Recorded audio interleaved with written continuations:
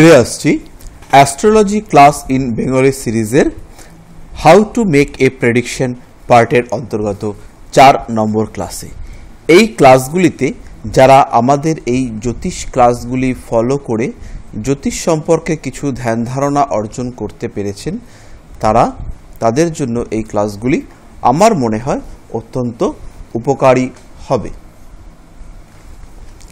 কিভাবে আমাদের সামনে একজন জাতক উপস্থিত হওয়ার সঙ্গে সঙ্গে আমরা প্রেডিকশন শুরু করব তা এই পর্যায়ে আপনারা জানতে পারবেন।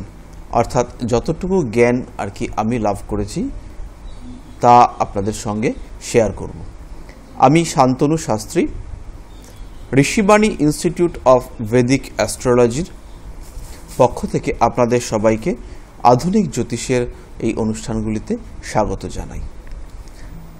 আমার সঙ্গে যোগাযোগ করতে পারবেন 9804883324 নাম্বারে, অথবা shantanusastri@gmail.com আমার ইমেল আইডি, এবং www.astroriva.com আমার ব্যক্তিগত ওয়েবসাইট।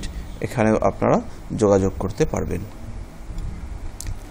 আজকে আমাদের আলোচ্য বিষয় হলো রাশির কারকতা বা কোনো রাশির জাতকের নিজস্ব ধর্ম। এর জন্য আমরা আজকে যে রাশিটি নিয়ে আলোচনা করব সেটি হলো ধনু, মকর, কুম্ভ এবং মীন। প্রথমেই আমরা শুরু করব ধনু রাশি। ধনু রাশির যে চেহারাটি রয়েছে সেটি একটি ধনুর্ধর পুরুষ, কিন্তু তার পায়ের দিকগুলি হলো অশ্বের মতো, অর্থাৎ ঘোড়ার মতো। ফলে ধনুরাশির জাতকের মধ্যেও একটি ডুয়াল ক্যারেক্টার কিন্তু আসবে, অর্থাৎ দ্বিপদ এবং চতুষ্পদ। এই ব্যাপারটিও কিন্তু ধনুরাশির একটি অন্যতম ক্যারেক্টার। অর্থাৎ এটি যেমন ব্যালেন্সড তেমন এটি লড়াকু। 4টি পা থাকার জন্য, চতুষ্পদ রাশি হওয়ার জন্য এর যে মধ্যে ধনুরাশির জাতক বা জাতিকাদের মধ্যে যে ব্যালেন্সের ব্যাপার, অর্থাৎ সমস্ত কিছু মানিয়ে নেওয়া, কোনো একটি সমস্যা এলে সেটিকে প্রতিরোধ করার জন্য যে স্ট্যামিনা, সেগুলি যেমন ধনুরাশির জাতকের মধ্যে থাকবে, তেমনি অফেন্সিং অর্থাৎ আক্রমণাত্মক যে ব্যাপারটা, সেই ব্যাপারটিও ধনুরাশির মধ্যে থাকবে। কারণ ধনুরাশির প্রথম পার্টটি হলো ধনুর্ধর পুরুষ। ধনুরাশি হলো দত্তক অগ্নিরাশি। দত্তক অগ্নির রাশি হবার কারণে এই ধনুরাশির জাতকদের মধ্যে যে মারাত্মক তেজ, সেই তেজ যেমন থাকবে, সেই তেজের প্রকাশ যেমন, এই ধনুরাশির জাতকদের মধ্যে যে তেজ আমরা দেখতে পাবো তা কিন্তু মেষের মতো সাংঘাতিক তেজও নয়, আবার সিংহের মধ্যে যে চারিত্রিক দৃঢ়তা আমরা দেখতে পাবো তাও কিন্তু ধনুর মধ্যে দেখতে পারবো না। তবে ধনুরাশির মধ্যে তেজ এবং শক্তির যে প্রকাশ, দত্তক অগ্নির যে প্রকাশ, অর্থাৎ সম্পূর্ণরূপে ভয়ানক তেজও নয়, আবার সব কিছু মেনে নেব এই ধরনের দুর্বল মানসিকতাও নয়। অগ্নি রাশির যে গুণাবলী তাও যেমন এর মধ্যে রয়েছে, তেমনি দত্তক যে অগ্নির যে প্রকাশের কিছুটা তেজের কিছুটা হ্রাস, অর্থাৎ এমন অগ্নি যা সহ্য করা যায়, এমন অগ্নি যা ব্যবহার করা যায়, এমন তেজ যাকে কাজে লাগিয়ে কার্যোদ্ধার সম্পূর্ণরূপে আমরা করতে পারবো, সেই গুণাবলী আমরা দেখতে পাবো ধনুরাশির জাতকদের মধ্যে। পুরুষ রাশি এবং এর অধিপতি হলো বৃহস্পতি। ফলে ধনুরাশির মধ্যে একটি জ্ঞান গর্ভ ব্যাপার, এবং যেহেতু অগ্নিরাশি তাই এই জ্ঞানের প্রকাশ, যে আমি কত জানি তোমরা দেখো, এই ব্যাপারটি কিন্তু ধনুরাশির জাতকদের মধ্যে থাকবে। ধনুরাশির জাতক বা জাতিকারা সবসময় যে কোনো লোকের ভুল ধরবার জন্য নিজের জীবনের অভিজ্ঞতাগুলি ব্যবহার করে থাকেন, এবং চেষ্টা করেন নিজের জীবনের অভিজ্ঞতাটি ব্যক্ত করে সামনের লোকটিকে শিক্ষাদান করার জন্য। এই যে ব্যাপারটি, এটি কিন্তু ধনুরাশির জাতক বা জাতিকাদের মধ্যে দেখা যায়।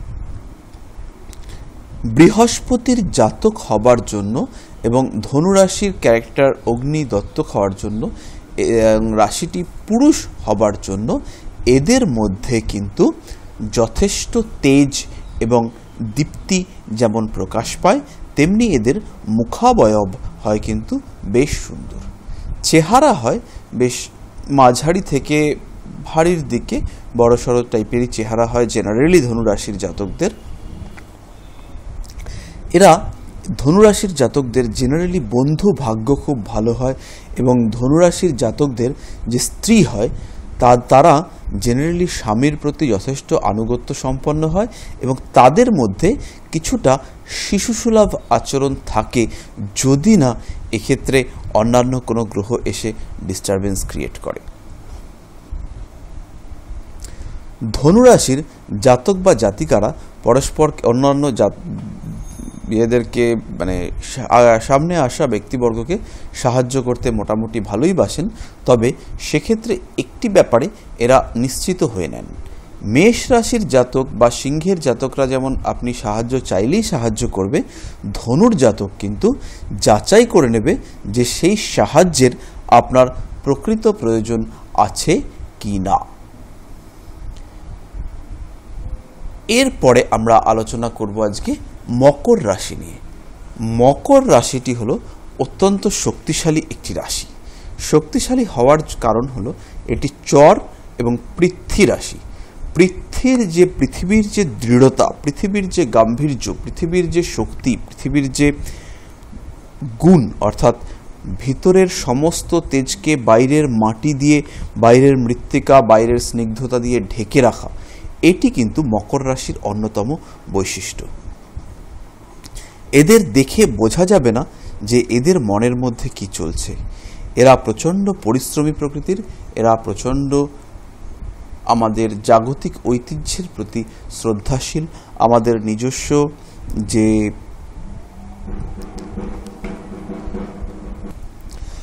মকর রাশির লোকরা জেনারেলি পরিশ্রমী, সত্যবাদী, শক্ত সমর্থ, স্বাস্থ্যের অধিকারী এই টাইপের হন।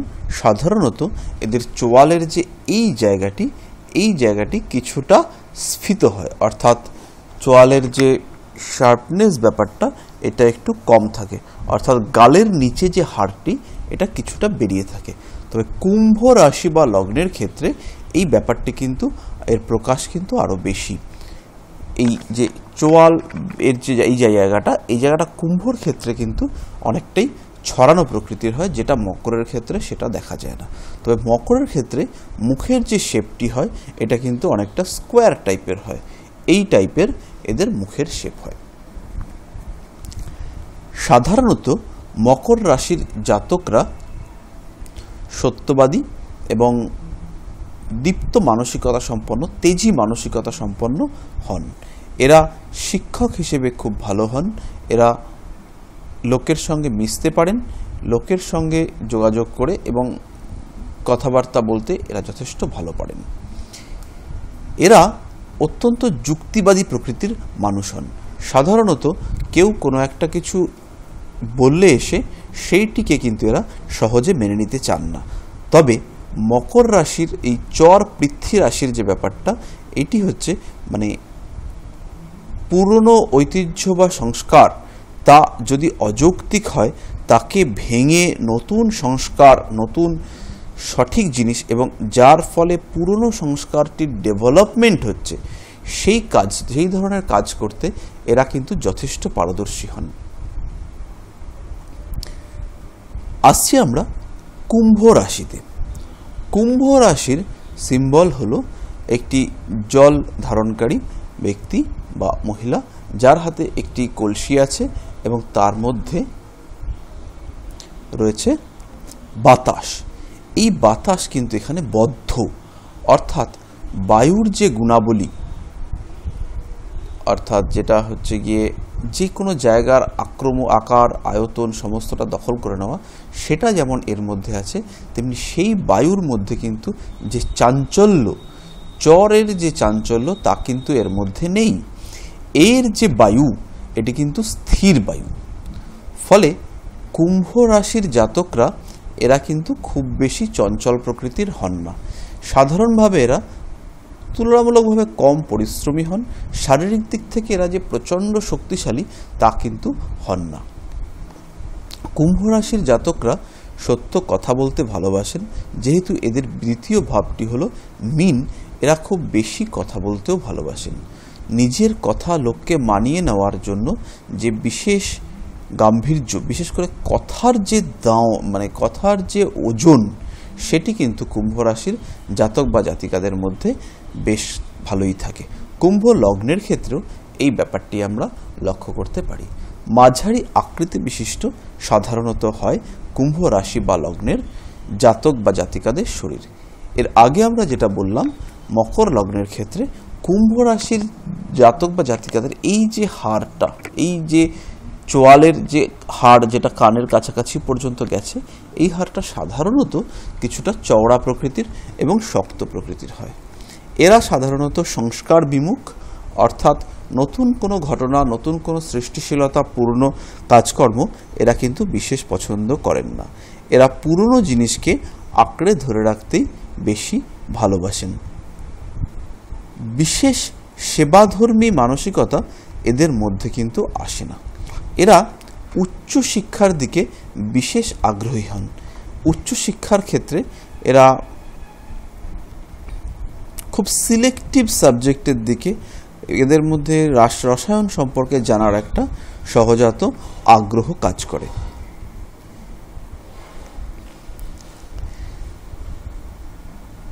যে কোনো জিনিসের আভ্যন্তরীণ গঠন, আভ্যন্তরীণ সূক্ষ্ম ক্রিয়াকলাপ, কার্যকারিতা, এইগুলি সম্পর্কে জানতে কুম্ভ রাশির লোকেরা এরা কিন্তু চেষ্টা করেন। এরা প্রচণ্ড উদ্যমী প্রকৃতির হন। তবে উদ্যমী হলেও বেশিরভাগ ক্ষেত্রেই এরা প্রথমে যে কাজটি যতটা উদ্যম নিয়ে শুরু করে থাকেন, সেই পরিমাণ উদ্যম নিয়ে কাজটি শেষের দিকে পর্যন্ত এগিয়ে নিয়ে যাওয়ার শক্তির এই জাতক বা জাতিকাদের মধ্যে কিছুটা অভাব থাকে। বন্ধু ভাগ্য এদের কিন্তু বেশ ভালো। কুম্ভ রাশির লোকেরা স্থির বায়ু হওয়ার জন্য এদের মধ্যে অ্যাডজাস্টিং মেন্টালিটি থাকে এবং এরা সাধারণত কারুর সঙ্গে বন্ধুত্ব করলে সেই বন্ধুত্বটাকে বাঁচিয়ে রাখতে জানেন। চলে আসি আমরা শেষ রাশি অর্থাৎ মীন রাশিতে। মীন রাশির চিহ্ন হলো গভীর সমুদ্রে ক্রীড়ারত দুটি মাছ। জলরাশি, দত্তক রাশি, স্ত্রী প্রকৃতি এবং বৃহস্পতি এর কারক। প্রচণ্ড চাপ সহ্য করে জলের মধ্যে ক্রীড়ারত এই যে চিহ্ন, এটি প্রকাশ করে মীন রাশির জাতক বা জাতিকারা কতটা সহনশীল হতে পারেন। এদের সহনশীলতা খুব বেশি। জলরাশি হওয়ার জন্য এরা বিভিন্ন জায়গায় বিভিন্নভাবে অ্যাডজাস্ট করতে পারেন। লোককে সাহায্য করার ক্ষেত্রে এরা একটু চিন্তাভাবনা বা প্ল্যানিং করে নেন বা যাচাই করে নেন যে জাতকটির সাহায্য দরকার আছে কিনা। মীন রাশির জাতক বা জাতিকাদের বন্ধু ভাগ্য সাধারণত খুব ভালো হয় না। এরা বন্ধুদের কাছ থেকে অজ্ঞাত কারণবশত মাঝে মাঝে আঘাত পেয়ে থাকেন। এদের মধ্যে শিক্ষকতা করার একটি বিশেষ জন্মগত প্রতিভা থেকে থাকে। এরা সাধারণত লোককে কোনো জিনিস দীপ্ত কণ্ঠে বোঝাতে পারেন। কোনো একটি জিনিস তেজের সঙ্গে বুঝিয়ে দেওয়া, এই ব্যাপারটি কিন্তু মীন রাশির জাতক বা জাতিকার মধ্যে থাকে। মীন রাশির জাতক বা জাতিকা এরা সাধারণত ভ্রাম্যমান বা ভ্রমণশীল কাজকর্ম বিশেষ পছন্দ করেন। এদের যেখানে সাধারণত এরা কর্মক্ষেত্রে বসিং বা এই ব্যাপারটির দিকে এদের বিশেষ ঝোঁক থাকে।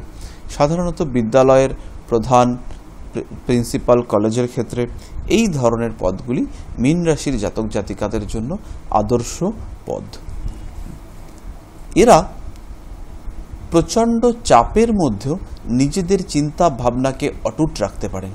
নিজেদের ধ্যান ধারণাকে প্রচণ্ড চাপের মধ্যেও, প্রচণ্ড প্রতিকূল পরিস্থিতির মধ্যেও বার করে নিয়ে আসার যে স্বতঃস্ফূর্ত প্রতিভা, সেটি মীন রাশির জাতক এবং জাতিকাদের মধ্যে দেখা যায়। দত্তক এবং জল রাশি হওয়ার জন্য এদের মধ্যে সৃষ্টিশীলতা ব্যাপারটি কিন্তু যথেষ্টই থাকে। এরা হস্তশিল্পের ব্যাপারে বিশেষ সুপটু হন, অর্থাৎ হাতের সাহায্যে কোনো জিনিসকে সৃষ্টি করা, হাতের সাহায্যে কোনো জিনিসকে গড়ে তোলা, হাত দিয়ে বাজানো যায় এমন কোনো বাজনা ইত্যাদির প্রতি এই মীন রাশির জাতক বা জাতিকাদের বিশেষ আগ্রহ থাকে। এরা দেখতে মোটামুটি সুন্দর হন, তবে জলরাশি হওয়ার জন্য এদের মধ্যে কিছুটা স্থূলতা আসে। এরা সাধারণত হৃৎপিণ্ডের দিক থেকে এদের কিছু দুর্বলতা থাকে। হৃৎপিণ্ড এবং চোখ এই দুটি হলো মীন রাশির জাতক বা জাতিকাদের সাধারণভাবে দুর্বল অঙ্গ। ওভারঅল বিচার করতে গেলে মীন রাশির জাতক বা জাতিকারা খুব ভালো প্রকৃতির হন। এরা সাধারণত স্ত্রী বা স্বামী, অর্থাৎ জাতক হলে তার স্ত্রী আর জাতিকা হলে তার স্বামী, এদের প্রতি প্রচণ্ড দায়বদ্ধ এবং কর্তব্যপরায়ণ হন। এরা সঙ্গী বা সঙ্গিনীকে উন্নতির জন্য যথেষ্ট সাহায্য করে থাকেন। আজকের মতো আমরা আমাদের ক্লাস এইখানেই শেষ করব। এর পরবর্তী ক্লাসে হাউ টু মেক প্রেডিকশন এর 5 নম্বর যে ক্লাসটি হবে, সেখানে আমরা বিচার কিভাবে শুরু করতে হয়, একটি রাশি এবং লগ্ন নিয়ে কিভাবে বিচার শুরু করা যায় এবং তারপরে আরও অন্যান্য গ্রহগুলি অবস্থান দেখে কিভাবে একজন জাতকের সম্পর্কে জেনারেল প্রেডিকশন করতে হয়, সেটি আমরা শুরু করব। ফিরে আসবো পরবর্তী ক্লাসে। শান্তনু শাস্ত্রী আপনাদের কাছ থেকে বিদায় নিচ্ছি। ভালো থাকবেন, সুস্থ থাকবেন, প্রতারিত হবেন না। নমস্কার।